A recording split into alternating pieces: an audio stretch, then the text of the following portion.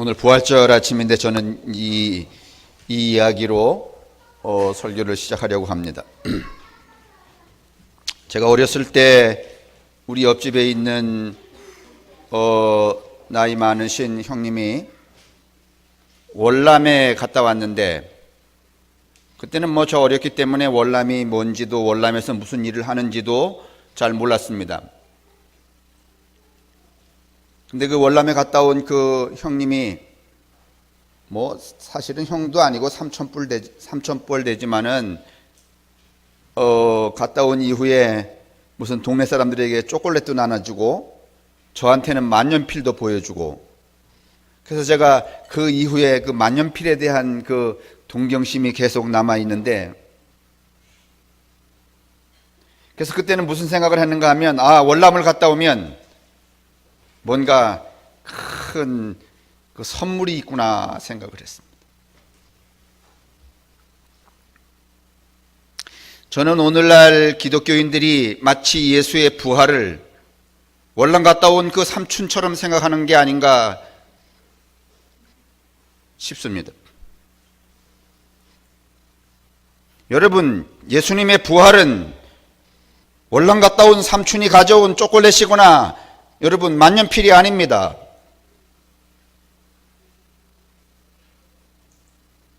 제가 이만큼 나이 들어서 오늘날 그 지나간 역사를 제가 반추하면서 무슨 생각을 하는가 하면, 그때 그 삼촌이 갔다 온 월남은 우리에게 초콜릿이나 만년필의 선물이 아니고 엄청나고 큰 숙제다.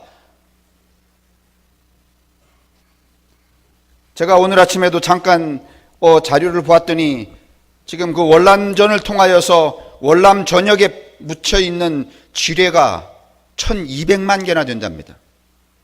6.25를 통해서 우리나라에는 300만 개밖에는 지뢰가 지금 묻혀있지 않습니다. 근데 월남은 1200만 개가 있어서 그 월남에 묻혀있는 1200만 개의 지뢰를 지금 계속해서 발굴을 해도 약 110년이 걸린다네요.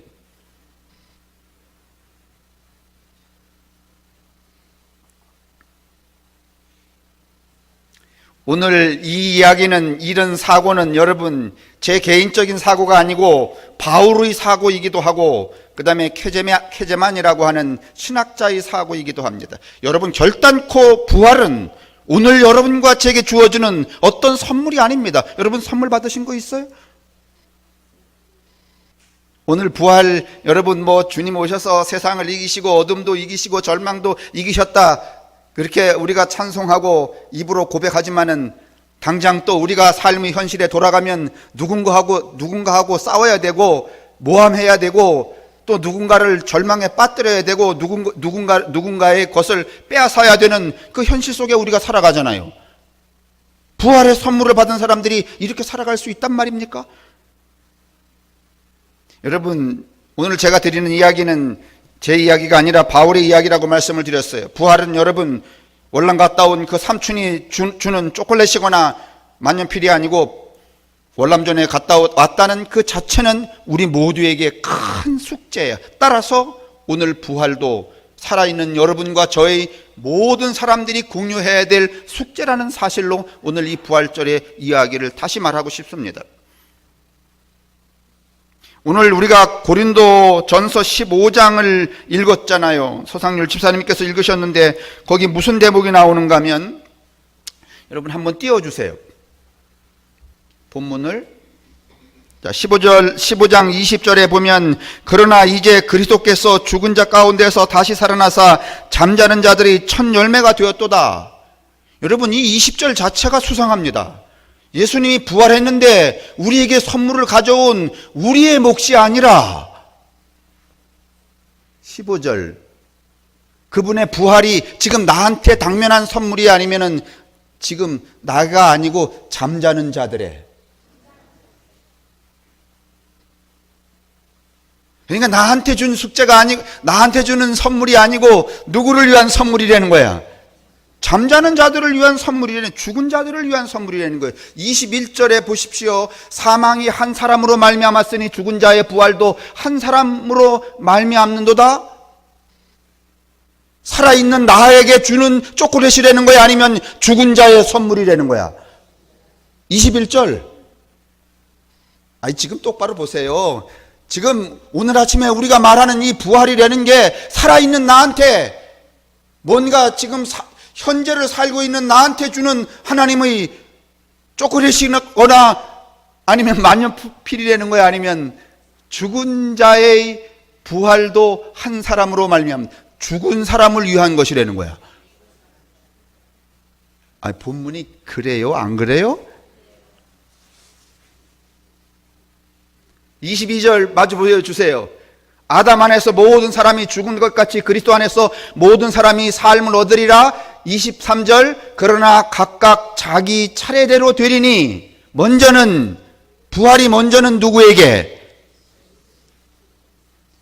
죽은 자의 부활이 먼저는 누구에게 있고? 그리스도에게 있고, 그 다음에는 그가 뭐 하실 때에? 강림하실 때에 그리스도께 어떻게 한 자요? 그러면 지금 여러분과 제게 부활의 은총은 지금 누릴 은총이 아니면 그분이 강림하실 때에 누릴 은총이야. 다시 말하면 부활의 은총은 지금 누릴 수 있는 거야, 아니면 그분이 강림하실 때까지 유보된 거야. 다시 말하면 그분이 지금 부활하셨다고 해서 오늘 아침에 하셨다고 해서 지금 얻어먹을 초콜릿이 있어요, 아니면 강림하실 때라야만 얻어먹을 수 있는 거야. 제 말입니까? 아니면 저 본문의 이야기예요? 그러면 그분이 강림하실 때까지 우리는 어떻게 해야 될까요?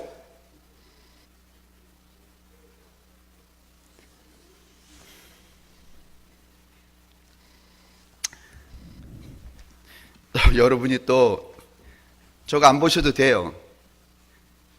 저게 여러분 부활을 이해하는 바울의 해석입니다. 바울은요 예수가 부활했다고 그 부활을 그냥 끌어안고 현재를 살아가는 삶을 포기하거나 아니면 현재 해야 될 숙제를 미뤄뒀던 사람이 아니고, 그 바울은 부활을 저렇게 이해했기 때문에 현재의 그 부활을 다시 오실 그 강림하실 예수가 오실 때까지 자기가 해야 될 현재의 책무가 무엇인가를 직시하고 로마로 나아가서 결국은 예수처럼 어떻게 했어요? 죽었어요. 왜냐하면 그렇게 죽더라도 그분이 강림하실 때에 예수께 속한 사람들이 다 뭐 할 거니까. 그러니까 부활이 현재적이야, 아니면 미래적이야?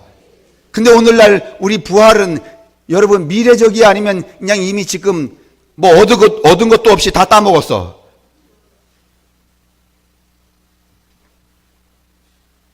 여러분 좀 곤혹스러우시죠? 오늘 제가 이 깊은 이야기를 간단한 설교 시간 몇 분에 드리기에는 참 이게 벅찬데, 여러분 저게 본문입니다.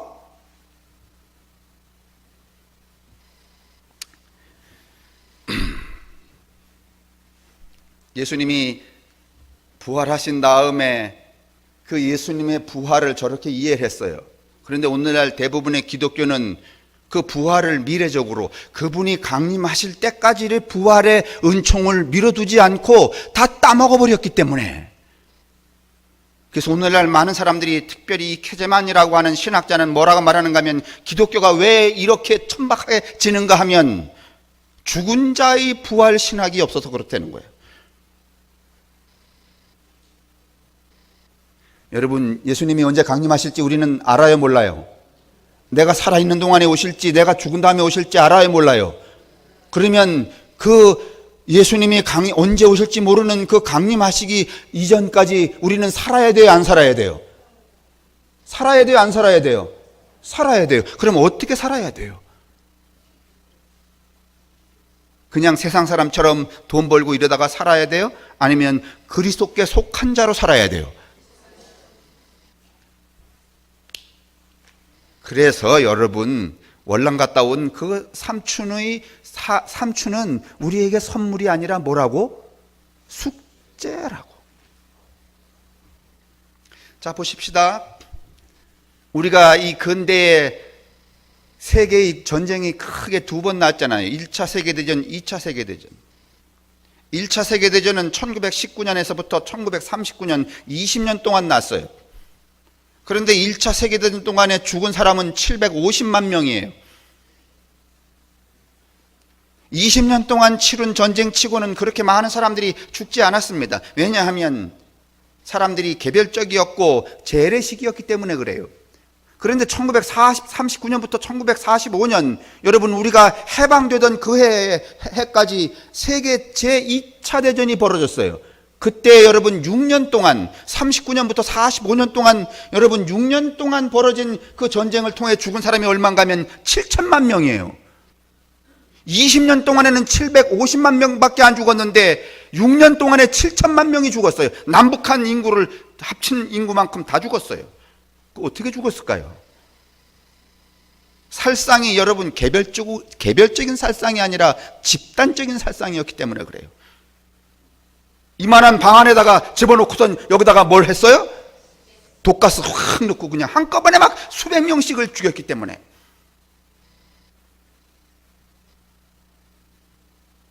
이건 뭘 의미하는지 아세요? 16세기 이후에 여러분 16세기로부터 르네상스, 인간의 이성, 그 다음에 무슨 뭐 지식, 그 다음에 시선, 과학 이런 것들이 증대하기 시작했어요. 17세기 등장해서는 뭐가 일어났는가 하면 산업혁명이 일어났어요.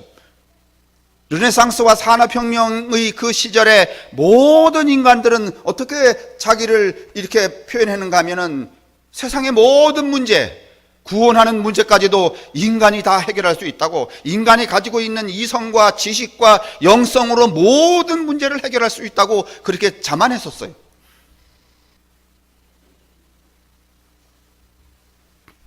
그런데 여러분 2차 세계대전이 발발해서 이런 방 안에다가 수백 명의 유태인이거나 사람들을 집어넣었어요. 그 안에는 과학자도 있었고 철학자도 있었고 신학자도 있었어요. 그런데 여러분 저 조그만 통로를 통해서 들어오는 가스에 그 위대한 철학자도 과학자도 여러분 신학자도 그 이전까지는 뭔가 하면 그들이 가지고 있는 이성과 신학과 철학과 과학적 사고가 세상의 모든 것을, 모든 문제를 해결할 수 있다고 그렇게 자만하고 살았는데, 거기에 갇혀갖고서는 이 통로, 조그만 그 쥐구멍 같은 통로로 들어오는 가스에 그 위대한 과학자도 신학자도 철학자도 이성도 모든 인간의 존엄성이 그냥 그 쥐구멍 같은 통로 하나에 다 죽어버렸어요.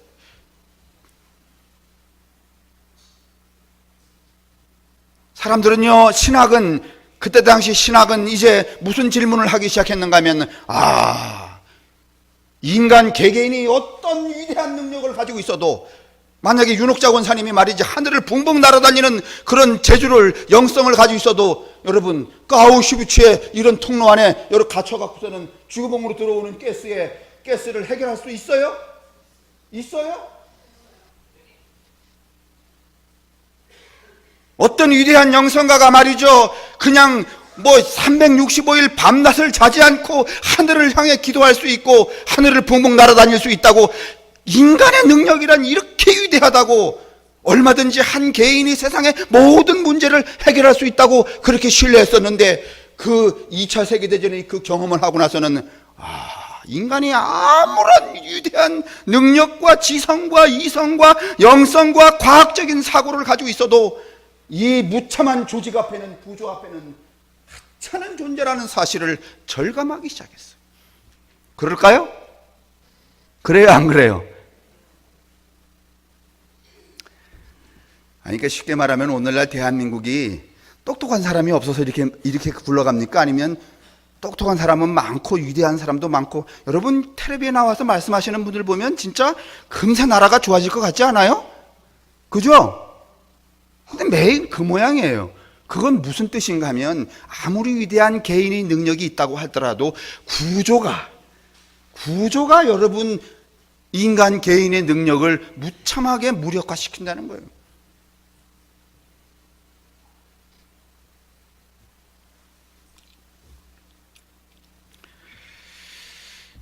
다시 말하면 뭐 이런 예를 들 수 있어요. 윤용대 권사님이 이제 우리 교회에서 갑이야. 권병균 장로님은 을이야.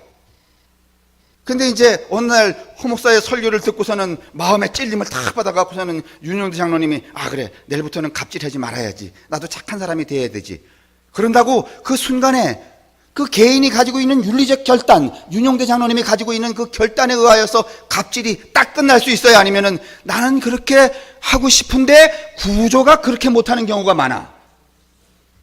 그건 좀 또 설명을 이렇게 할 수 있어요. 권병균 장로님이 을이야. 근데 내가 가만히 보니까 인생을 이렇게 살아서는 안 돼.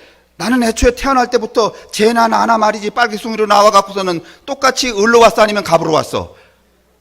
아니, 우리가 나 태어날 때는 여러분 뭐 엄마 뱃속에서 나왔을 때는 저 돌 맞아서 다 저기 비슷한 미역국 먹고 뭐 그랬지, 뭐 거기에 차등이 있었어요, 없었어요? 없었잖아요. 그 장로님이 그걸 어느 날 순간 결단한 거야, 윤리적으로. 이렇구나 하고 자성이 됐어. 그래, 나나 너나 말이지 나올 때 다 비슷한 처지였는데 나는 왜 을이고 너는 왜 갑인 거야? 나는 내일부터 을 안 할 거야. 그래서 아침에 딱 눈 뜨고 딱 나가고 나 이제 을 아니야 이런다고 을이 안 돼? 아니면은 그렇게 결심하고 밤새고 기도했는데 또 아침에 가면 을이야? 그건 한 개인의 의지와 기도와 영성으로 되는 거야? 아니면 구조가 그렇게 만들어?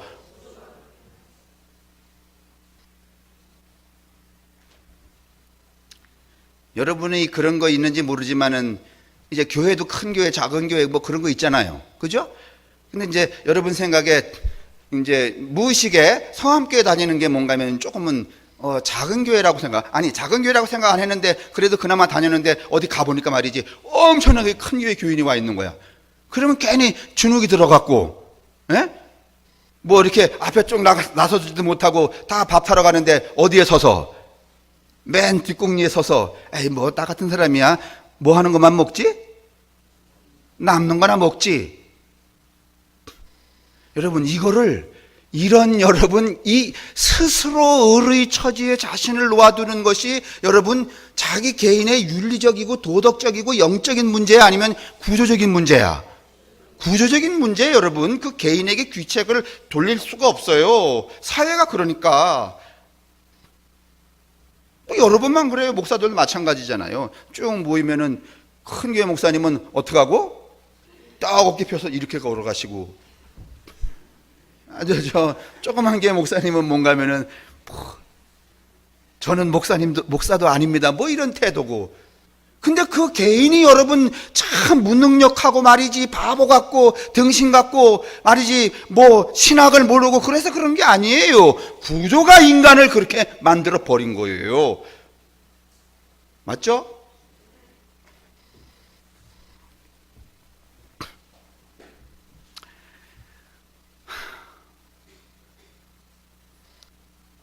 그러니까 우리가 아무리 잘난 척을 해도 세상에 이렇게 턱 나가면은 나도 모르는 사이에 쪼그라들어서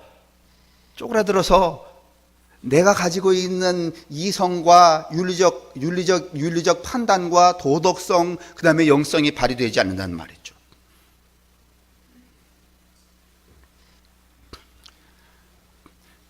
또 뭐 비유할 수 있어요. 세월호. 엊그저께 이번 주 안에 그 세월호 사건 지나는데 이 세월호 사건이 단지 뭐 선장의 문제예요? 아니, 선장만 여러분 결심하고 말이지 내가 이렇게 하지 말아야지 그랬다고 여러분 세월호가 안 깨졌을까? 아니, 우리는 지금 뭐 선장이 뭐 빤스바람으로 말이지 뭐 지 혼자만 살겠다고 어떻게 했다든 그래서 선장한테 욕을 막 소욕, 개욕, 돼지욕 다 했잖아. 근데 선장 한 사람이 말이지 그래! 이렇게 하면 안 되지. 내가 결심해야지. 그러면 여러분 세월호가 안 깨져?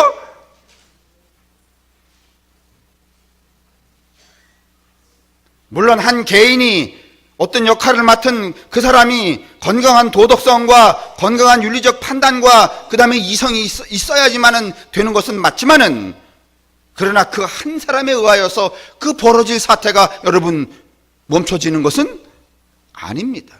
이건 구조예요. 일종의 구조.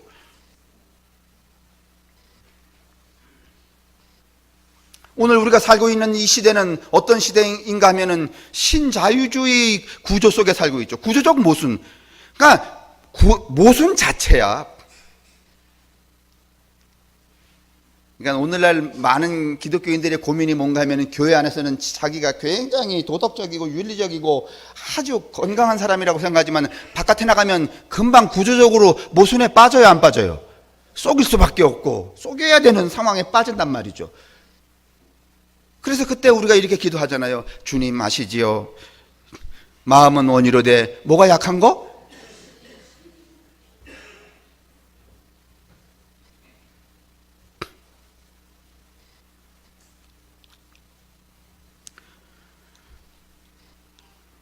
그러니까 우리가 아무리 선해도, 우리가 아무리 도덕적이고 윤리적이라도 바깥에 나가면 이미 뭔가 하면은 우리를 포섭하는 이 구조적 모순, 악이라고 하는 것들이 우리를 포위해요, 안 포위해요? 포위해요. 그러니까 여러분, 인간 개개인은 이 세상을 살기에 아무리 똑똑하고 잘나고 아름답고 이쁘고 말이죠, 윤리적이고 도덕적이라도 딱 나가면 이미 우리를 둘러싸고 있는 이 구조적 악, 모순이 말이죠, 우리보다 엄청나게 크기 때문에 다 무력해지는 거야. 여러분, 국회에 가 있는 분들, 그 양반들이 애초에 윤리적으로 개판인 사람들이에요? 그 사람들이 애초에 여러분, 나 이제 국회의원 되면은, 뭐 장관 되면은 집 세 채 사야지, 그랬던 사람들이 아니면 그런 마음이 없었어요. 내가 정말 국가에 공복이 되면은 그저 내 일평생 멸공봉사하리라 말이지. 그런데 가보니까 쟤도 두 채, 쟤도 세 채. 구조가 그러면 나도 몇 채 사야 돼. 애초에 그분들이 여러분 망나니가 아니야. 근데 누가 그렇게 만들었어요? 구조가 그렇게 만들었어요.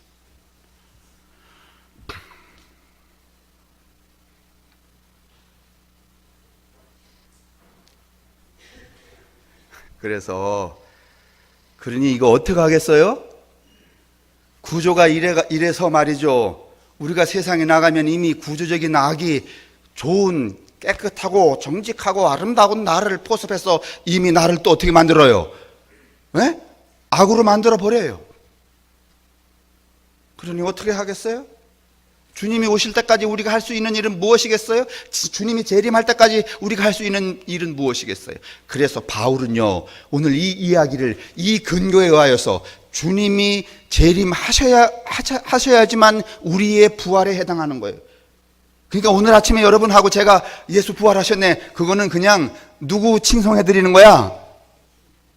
우리의 부활이 예수님의 부활이야. 예수님의 부활이에요. 지금 예수님의 부활을 여러분, 우리가 계속해서 이렇게 생일잔치 할 게 아니야. 누구의 부활을 기다려야 돼? 누구의 부활? 나의 부활. 근데 나의 부활은 언제 돼? 지금 돼? 아니면 그분이 재림하실 때? 재림하실 때. 그러면 재림하신 날까지 어떻게 살아야 될까요? 잘 살아야 되는데 어떻게 잘 살아야 될까요? 그게 바울의 숙제야. 바울의 결론은 이런 거예요. 로마서 9장도 이야기하고 12장도, 고린도전서 12장도 이야기하지만은, 자, 그리스도가 재림할 때까지 우리가 뭔가 하면은 이 세상의 악에 괴멸되지 않고 살아남아야 돼요. 근데 우리는 연약해요, 안 연약해요? 연약해요. 우리의 지식도 연약하고 우리의 이성도 연약하고 윤리도 연약하고 다 연약해요. 여기서 예배당 안에서 말이죠, 뭐 박수 치면서 그냥 세상을 다 얻은 것처럼, 그래도 바깥에 탁 나가면 이미 세상이 나를 나이비도 아니면 꿀꺽 삼켜버려. 아니, 세상이 안 삼켜요?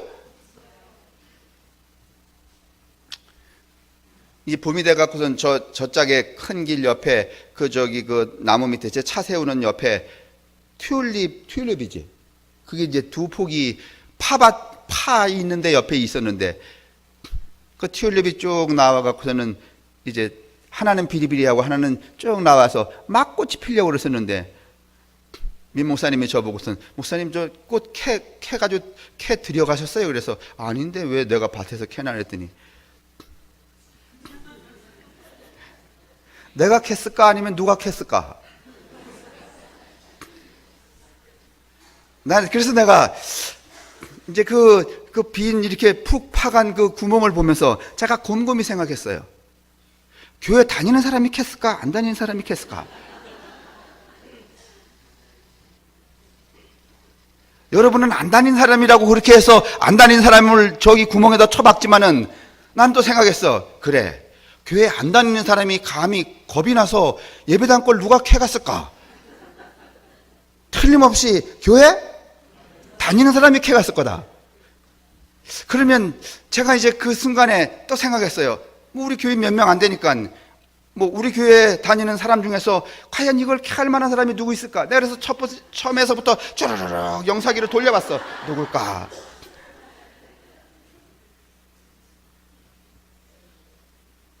여러분, 물론 이제 이거는 제가 그냥 웃자고 하는 이야기지만은 저기 가면은 2,000원 주면 살 수 있는 그 꽃 한 송이에도 마음이 흔들려서 그거를 파가는 그런 구조적인 그 악에 빠지는 인간들이 어떻게 예수님이 재림할 때까지 말이죠, 예수님께 속한 태도를 유지하며 살아갈 수가 있겠어요?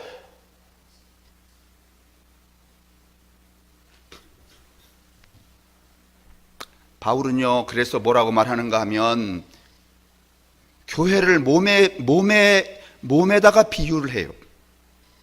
다시 말하면 한 사람 한 사람은 이 근본적인 악의 세상 속에서 살아남을 수 없지만은 연약한 너가 마치 몸처럼 어떻게 해서 연대해서 세상을 어떻게 하라는 거야? 이기려는 거야. 그러니 여러분, 오늘 예수님의 부활은 월남 갔다 온 삼촌이 가져온 초콜릿 같은 선물이야, 아니면은 큰 숙제야? 숙제입니다, 여러분. 그 숙제를 다 풀고 마침내 세상의 모든 권세가 예수님의 발 앞에 무릎을 꿇을 때, 그때야 비로소 여러분과 저의 부활이 가능하다는 거야. 혼자 싸울 수는 없어요. 싸워봤자 져요. 그래서 어떻게 하라는 거야? 연대하라는 거야. 하나의 몸처럼 머리와 다리와 팔과 발가락과 눈이 다 한 몸에 붙어서 하나로 움직이는 것처럼 그렇게 연대하여서 세상의 구조적 모순과 싸우라. 그러면 그렇게 싸우면은 세상이 가지고 있는 그 악이, 근데 또 비유로 말하면 그 길 옆에 있는 그 튤립 한 송이를 파갈 마음이 안 들고 심장로님하고 그 뒤에 권사님들이 다 연대해서 아이고 저기 한 포기가 있으니 얼마나 참 측은한가. 그래서 권사님, 우리가 저기 가서 5,000원씩 내갖고서는 5포기 사다가 5,000원이면 5,000원씩 둘이서 내면 얼마야? 10,000원이지. 그러면 2,000원짜리 몇 개 사? 5개 사지. 그러면 거기다가 5포기를 갖다 심어. 연대하여서. 그러면 한 포기는 훔쳐갈 마음이 들지만은 5포기를 훔쳐가려면 결심이 또 커야 돼, 안 커야 돼? 커야 되지. 또 그거를 본 또 다른 교우가 또 한 5명하고 모아서 5,000원씩 또 모아갖고서는 200포기를 심었다. 그러면 결국은 구조적으로 장치되어 있는 그 악을 뭔가 하면은 연대한 사람들이 물리쳐 이기는 거야, 안 이기는 거야? 그러면 그 세상의 권세가 예수님의 발 앞에 무릎을 꿇는 거야, 안 꿇는 거야? 그때 누가 오신다는 거야? 그때에 오시는 그 예수님으로 인하여서 누구의 부활도 있는 거야? 이걸 오늘 교회가 이루어 가야지. 이딴 건 안 살고 말이지. 맨날 부활했다고 말이지. 초콜릿 얻어먹은 거 있어요? 부활절 아침에. 그러니까 줄 게 없으니까 달걀이나 삶아주고 떡이나 해주고 말이지. 이게 오늘날 기독교가 되었단 말이에요. 그래서 제가 이렇게 표현하지만은 오늘 케제만이라는 사람은 뭔가 하면은 죽은 자의 신학, 죽은 자의 부활을 믿지 않기 때문에 그렇다는 거예요. 산 자의 부활만 생각하기 때문에. 근데 정작 얻은 것도 없이 공허하게 매일 부활절 노래만 부르고 끝나잖아요.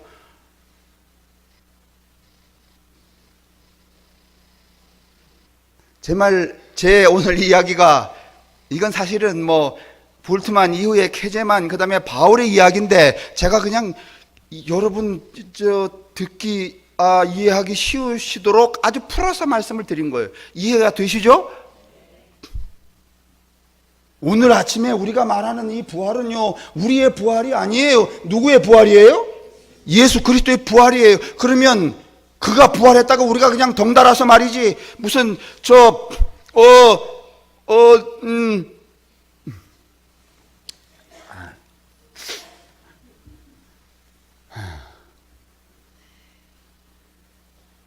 그렇게 여러분 덩달아서 말이지 붙어가는 파리처럼 그렇게 우리의 부활이 되는 게 그렇게 된다는 거야, 안 된다는 거야?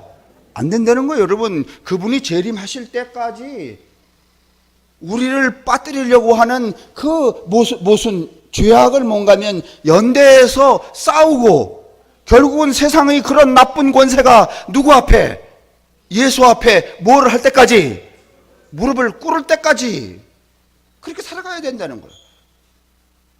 그러니 결론적으로 이야기하면 오늘 이 아침의 부활은 우리의 부활이 아니에요. 아까 그 본문 23절에 나와 있잖아요, 바울이. 그래서 바울은요, 이렇게 죽은 자의 부활, 죽은 자의 신학을 가지고 있었기 때문에 예수님이 부활했단 말이지, 그래서 그냥 그 밑에서 그냥 이렇게 기타치고 노는 게 아니고, 그 험난한 죽기까지 매를 맞으며 뻔연히 죽을 줄 알면서 어디를 향해 가는 거예요? 로마를 향해 가는 거예요. 그리고 거기서 죽는 거예요. 왜냐하면 싸워서 어떻게 해야 되니까. 그리고 가면서 그냥 간 게 아니에요. 바울은 끊임없이 교회를 세웠어요, 안 세웠어요? 세웠어요. 그러면서 교회가 뭔가 하면은 몸과 같다는 거야. 연대하여서 어떻게 하라는 거야? 싸우라는 거예요. 그걸 제가 여러분 이해하기 쉽게 튤립에 비유해 드렸어요. 한 포기는 여러분 파가기 쉬워, 안 쉬워? 쉬워. 그렇다고 또 담장이 없는 우리 예배당에서 제가 어느 날 삽 사다가 놓으면 또 삽이 없어졌어. 그렇다고 그걸 100개씩 사다 놓을 수는 없잖아, 또. 그래서 제가 처음에는 속이 상했었는데 생각을 바꿨어요. 이분들이 여기 살고 있는 허 목사가 성자인 줄 아는구나. 그러니까 한결 편해.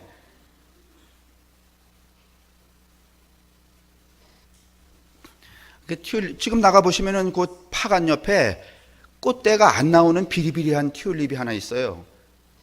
정말 그분이, 그 파간 분이 구원을 받을 만한 그런 혼이라면 파갈 때 이쁜 것만 파가지 않고 뭐 또? 그렇지. 이거 내가 비리비리하니까 파다가 어떻게 해버리라. 그렇지. 꽃을 피워버리라. 이랬으면 뭔가 하면은 나도 하늘도 예수도 다 용납을 했을 것 같아. 그렇다고 또 혹시 우리 교인 중에서 파갔는데 오늘 제 이야기 듣고서는 찔려갖고 또 저녁에 몰래 갖다 심어 놓지 마요. 아니면은 또 파가진 않았는데 목사님이 저러시는 거 보니까 얼마나 속상했을까. 그래서 또 저기 점심 먹고 가시다가 2,000원짜리 사가다 파다가 갔다가 또 심다 걸리면은 또 난 진짜 의심을 하게 되니까 우리가 피차 이런 나락에는 빠지지 마시자고. 근데 한번 생각해 보세요. 그런 상황이 발생했을 때 꼭 그래야 된다는 건 아니지만은 우리가 작은 일이라도 뭐 하면, 연대하면 여러분 얼마든지 이 세상의 이 모순을 여러분 이길 수 있어요, 없어요? 있어요. 그거 하자고 오늘 이 아침에 부활절을 기념하는 거예요. 그러니 여러분 참으로 그 허망하게 말이지, 월남 갔다 온 삼촌의 초콜릿 먹으면서 오셨으니 참 반갑다 이렇게 해서 될 일이 아니라는 거예요.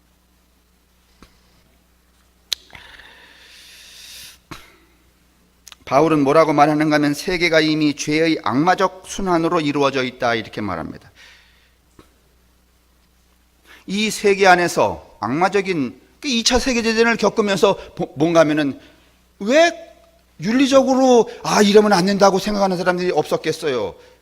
그래서 이제 2차 세계대전을 이제 발발하고서 나서 등장한 사람들이 여러분이 아시는 본헤퍼, 그 다음에 무슨 불트만 바르트, 폴 틸리 이런 분들이 많이 등장했어요. 세상을 다시 보자는. 그래서 제가 언젠가 이야기했잖아요. 아우슈비츠 이후의 인간과 이전의 인간과 이후의 인간. 그리고 또 하나는 뭔가 하면은 세월호 이전의 인간과 세월호 이후의 인간 이렇게 구분할 수 있다고 말했습니다. 그러니 여러분과 저의 부활은 오늘 아침에 예수의 부활에 덩달아서 여러분 일어나지 않습니다. 바울은 뭐라고 말하는가 하면 그건 첫 번째 그리스도의 부활이고 두 번째 부활, 우리의 부활은 그분이 뭐 하실 때? 그렇죠. 재림하셔서 세계의 모든 권세가, 악한 권세가 그분 앞에 무릎을 꿇을 때예요. 그러면 그 세계의 악한 권세가 무릎을 꿇으려면 우리가 그리스도와 바울과 연대하고 우리가 연대하여서 우리를 둘러싸고 있는 그 악의, 세계의 악을, 권세를 어떻게 해야 돼요? 무릎을 어떻게 해야 돼요? 꿇려야 되잖아요. 그러니 이 아침에, 이 부활의 아침에 우리가 은총이라고 여길 수 있는 것은 그냥 공짜로 얻어지는 그 무엇이 아니고 바로 이런 장엄한, 다시 오실 그리스도를 위한 우리의 장엄한 숙제, 연대하여서 세상의 악을 어떻게 하는 거? 싸워 무릎 꿇리게 하는 거. 그런 결심과 선한 의지가 여러분과 제게 있기를 주님의 이름으로 축원합니다. 그래서 마침내 그리스도의 부활이 또 누구의 부활? 네, 우리의 부활이 될 수 있기를 축원합니다.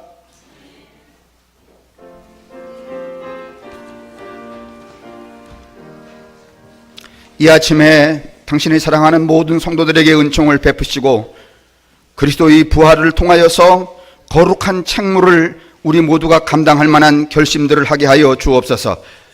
우리 개개인의 능력과 영성과 이성과 지식으로는 감히 세상을 이길 수가 없으니, 세상을 둘러싸고 있는 악의 세력을 무릎 꿇릴 수 없으니 우리가 누구든지 그리스도의 이름으로 연대하게 도우시고 연대된 하나의 몸을 이룬 모든 성도들이 세상의 악을 마침내 그리스도의 앞에 무릎 꿇리는 거룩한 순간의 날에 우리도 또한 예수님처럼 세상을 이기고 부활하는 은총을 힘입을 수 있도록 축복하여 주옵소서.